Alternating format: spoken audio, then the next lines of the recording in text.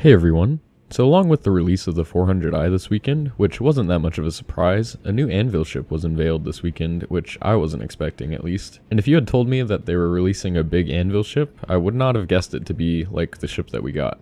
So today I want to just go over the information that we've been given on this ship, but since it's not in game yet, a lot of this is still going to be my speculation. I do promise to leave the pictures of it on screen for longer than CIG did in their video though. Before we start, if you enjoyed this video, please consider leaving a like or subscribing, and if you really want to help me out, you can do that by hitting the join button. I really appreciate all of your support. Starting off with an overview of the ship and what it's meant to do, the Liberator is listed as a light carrier, and just to give you a rough sense of the scale of this thing, since in most of the images it's only next to fighters, and I usually underestimate the size of fighters, this is it next to another Anvil ship, the Carrack. It's slightly shorter and narrower, and I guess that's good if you plan on landing in large size hangars, since doing that with the Carrack is nearly impossible. Onto the capabilities of this thing though, don't let it being called a light carrier mislead you. While most of the time carrier ships are pretty heavily armed, this thing really isn't, and is pretty much just a transport. It only has two dual-size 2 automated point defense turrets, a single manned turret with dual-size 5s, and a few missile launchers as armament, although that's a decent configuration to allow you to run the ship with the very small listed crew size of 2 and not have to worry too much about getting torpedoed. But yeah, even the aforementioned Carrack, an exploration ship, is much more heavily armed than the new Liberator. With that being said, I don't think that this is going to be too much of an issue as long as you use it correctly. If you don't focus on the marketing material as much and listen to what was said about it in the panel where they unveiled it, this is going to be a very useful logistics vessel, with less of a focus on actually being involved in combat. The main features on this front are the 3 external small landing pads. It is an interesting design to have these open to the void, and it's kind of unusual to see in Star Citizen, but looking to the real world, it's pretty clear that the inspiration for the ship was from real-life landing craft, and I think they even mentioned that in the reveal video. In addition to that, the area under the 2 rear raised landing pads houses a giant internal space meant for land vehicles, although I'm sure you'll be able to be creative about what you put in there, and if that wasn't enough stuff to be bringing along with you, it has space for 400 SU of cargo, which is separate from the internal vehicle area, so you don't have to trade off whether you're carrying vehicles or cargo. You have space for both. It also has amenities for the 2 crew of the ship for longer journeys, and for short trips it has a ton of jump seats, 16 to be exact, and suit storage for most of the people that you bring along, so you have enough seating for all of the crew for whatever fighters and vehicles you might take with you. And just to quickly go over the rest of the specs, the shielding is decent with 2 large shields, it has a large quantum drive and 2 coolers, and a single large power plant. These definitely could change though, especially if we get more patches like 3.14 where they just decide to completely shake things up. So those might not be the final specifications.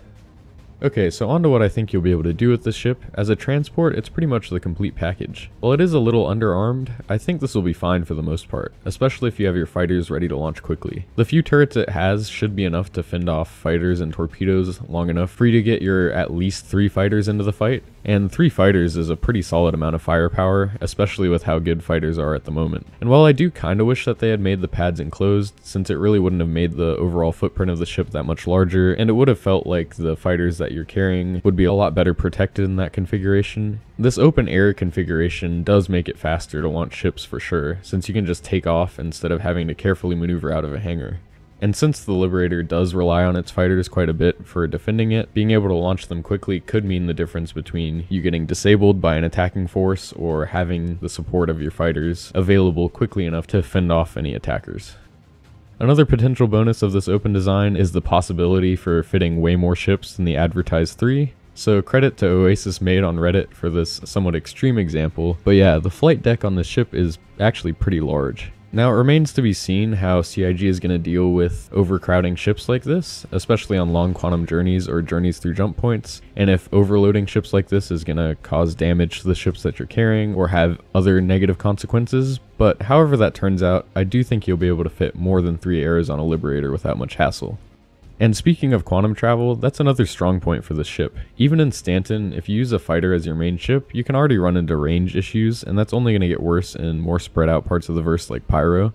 They specifically advertise the Liberator as having good long-range capabilities, and it has that size 3 quantum drive, so even just for getting some fighters from A to B, this is going to be a very useful ship to have. Who knows, when more gameplay loops open up and they allow selling of items and ships, maybe you'll even be able to use it to transport ships as a form of cargo, kinda like the Star Citizen version of one of these. With all that being said, you do still have to remember that this is still a pretty specialized ship. It does have 400 SU of cargo, so you could potentially use it for hauling commodities, and even though it is pretty big, it's not massive, so you should still be able to turn a profit doing so and not have ridiculous operating costs. But beyond that, it really is just a vehicle transport ship. By itself, it lacks firepower, and it looks like it'll be pretty sluggish. So yeah, if you plan on using one of these, you probably want a lot more than that listed 2 crew to be around to fly some fighters. It is nice that you can run such a large ship with only 2 people though, and effectively be able to transport a whole strike force. 2 tanks and 3 small-sized ships is a lot of damage output potential, and you even have room for plenty of supplies. Now, I don't want to give this ship too much credit since we don't have it in game yet, but just looking at its capabilities and price tag, it does make the M2 Hercules seem a little bit lacking by comparison.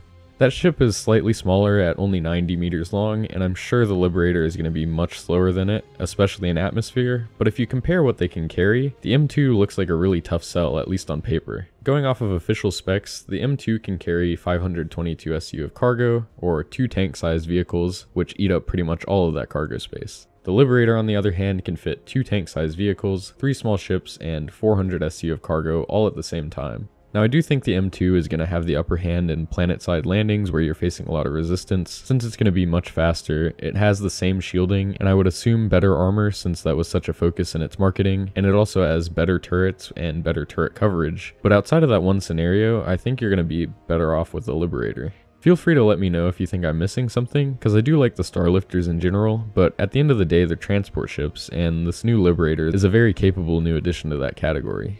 So yeah, those are my thoughts on the Liberator. I was hoping that if we got a large Anvil ship, it would be an all-purpose corvette designed to compete with the Polaris, but the Liberator is a very interesting and unique offering, and it's cool to see even more variety in the already big lineup of ships available in the verse. I think it is a little overpriced, but again, looking at ships like the M2, it does offer a lot of capabilities. And especially if you think you're going to be engaging in combat scenarios where you'll need fighters and vehicles and you want to be able to extend your operating range, this ship is purpose built for that. It's probably going to be one of the most cost-effective ways to transport fighters around the verse. So if you need it, you probably already decided to get one, and if you don't, you probably won't. What do you guys think about it though? I'm interested to see what people's reaction is to this pretty specialized ship.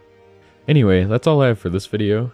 I am working on a look at the very exciting new Banu Merchantman reconcepting, and was really happy to see the direction that that's going in, so stay tuned for that later. But if you enjoyed this video, please leave a like and subscribe, and if you want to support the channel, you can do that by becoming a member.